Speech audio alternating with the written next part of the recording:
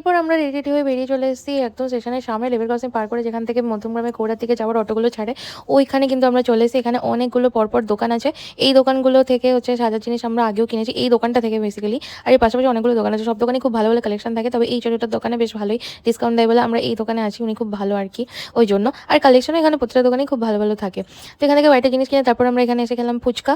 আর তারপরে আমরা চলে গেলাম বাজারের ভেতরের দিকে। তো ওখানে কিন্তু আমরা খেলাম আরুনদার আইসক্রিম। আরুনদার আইসক্রিম খেতে তো খুবই ভালো লাগে, বিশেষ করে ৫ টাকারটা।